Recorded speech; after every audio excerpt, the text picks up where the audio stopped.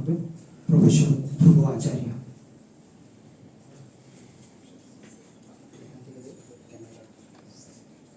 Busy স্যারকে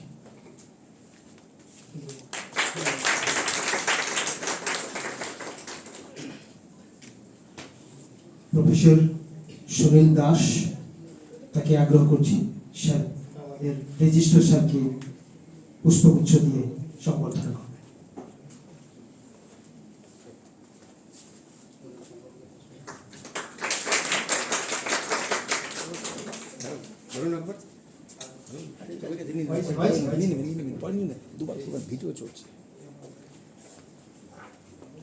doctor অনন্ত কুমার বিশ্বাস স্যারকে আগ্রহ করছি, স্যার আসবেন আমাদের ডিন স্যারকে পুষ্পগুচ্ছ দিয়ে সম্মানিত করবেন।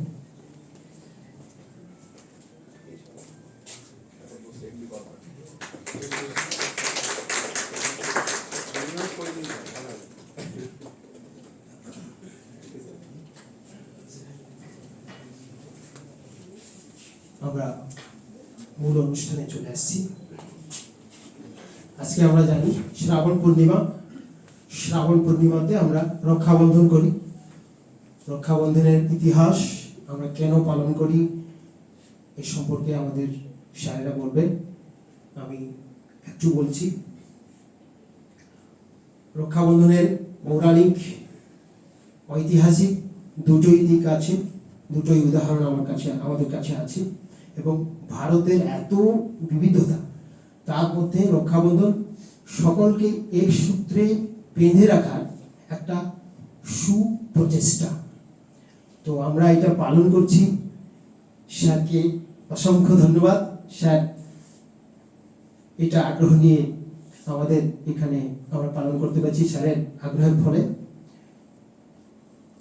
এরপর আমরা স্যার যেটা করছি, স্যার এবার একটা নতুন পরম্পরা তৈরি করতে চলেছি, প্রকৃতি বন্ধন। এটা আমরা সঙ্গে করে থাকি। গাছকে রাখি বাঁধবো, আমরা গাছকে রাখি বাঁধবো, এটাকে প্রকৃতি বন্ধন আমরা বলি। যেভাবে মানুষ আমাদেরকে রক্ষা করে, গাছও আমাদেরকে রক্ষা করে। তো প্রকৃতি বন্ধন দিয়ে আমাদের আজকের এই অনুষ্ঠান শুরু হোক, আমি এটা চাইছি। স্যারের কাছে আগ্রহ রাখছি, স্যার যদি অনুমতি দেন। ওকে স্যার, তিনটে গাছ ডক্টর নির্মল রায় স্যারকে আমি আগ্রহ করছি, তিনটে গাছ নিয়ে আসুন আমাদের। এর থেকে বেশি কিছু আর বলতে চাই না, আমি এই বলেই আমার বক্তব্য শেষ করলাম। অসংখ্য ধন্যবাদ আপনাদের এই অনুষ্ঠানে অংশগ্রহণ করতে এসেছেন আপনারা, এবং এটি একটি সুন্দর এবং সুকৃতির অনুষ্ঠান, এবং এই অনুষ্ঠান যে বার্তা ছড়িয়ে দিতে সমর্থ হবে সেই বার্তা নিয়েই আমরা ফিরে যাব। নমস্কার।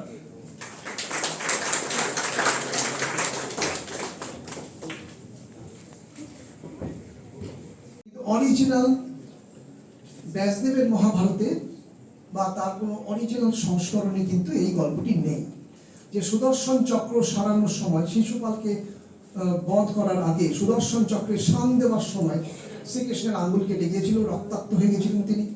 তখন দ্রৌপদী তার শাড়ির আঁচল থেকে একটু কাপড় কেটে নিয়ে শ্রীকৃষ্ণের আঙ্গুলের রক্ত বন্ধ করেছিলেন। রক্ষা এবং বন্ধন এই দুটো কিভাবে একসঙ্গে মিলে যাচ্ছে, মিলে গিয়ে একটা নতুন কনসেপ্ট তৈরি হচ্ছে, একটা নতুন সম্পর্ক তৈরি হচ্ছে, যে গোটা বিশ্বটাই কিন্তু আমাদের আত্মীয়। এখানে রক্তের সম্পর্কের চেয়েও বড় হয়ে দাঁড়াচ্ছে মানবিক সম্পর্ক। এই সম্পর্কগুলোকে গুরুত্ব দেওয়ার জন্য, স্বীকৃতি দেওয়ার জন্য এই উপাখ্যানগুলো আসলে তৈরি হয়েছে এবং প্রচারিত হয়েছে। পরবর্তীকালে যেটা সব থেকে বড় উদাহরণ হিসেবে আমাদের কাছে এসেছে, সেটা হচ্ছে রাজপুত রানী কর্ণাবতী এবং মোগল সম্রাট হুমায়ুনের ভ্রাতাভগিনীর সম্পর্ক।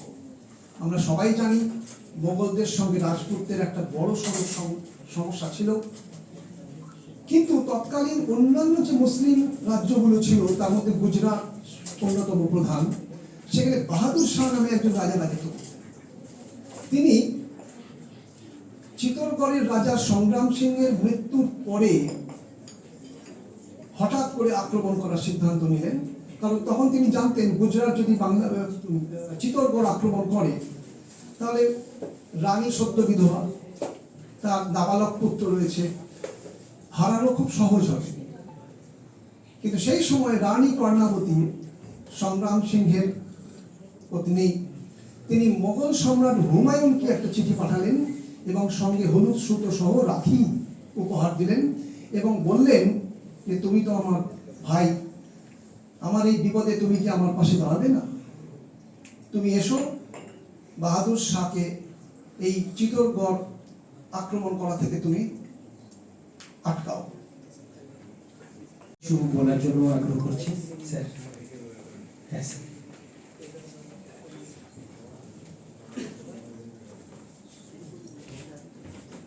সন্ধ্যা, মাননীয় উপাচার্য মহাশয়, মাননীয় রেজিস্ট্রার স্যার, আমার প্রিয় সহকর্মীবৃন্দ এবং প্রিয় ছাত্রছাত্রীরা, আর অবশ্যই এই অনুষ্ঠানের সঙ্গে সংশ্লিষ্ট যারা যারা এই অনুষ্ঠানটিকে সার্থক করে তুলছেন তাদের সবাইকে, রাজীব বাবু এবং সবাইকে আন্তরিক অভিনন্দন, ধন্যবাদ এবং কৃতজ্ঞতা জানাই। রক্ষাবন্ধন এমন একটা অনুষ্ঠান যেটা শুধু পালন করলেই চলে না, হৃদয়ে ধারণ করতে হয়। সেই কারণে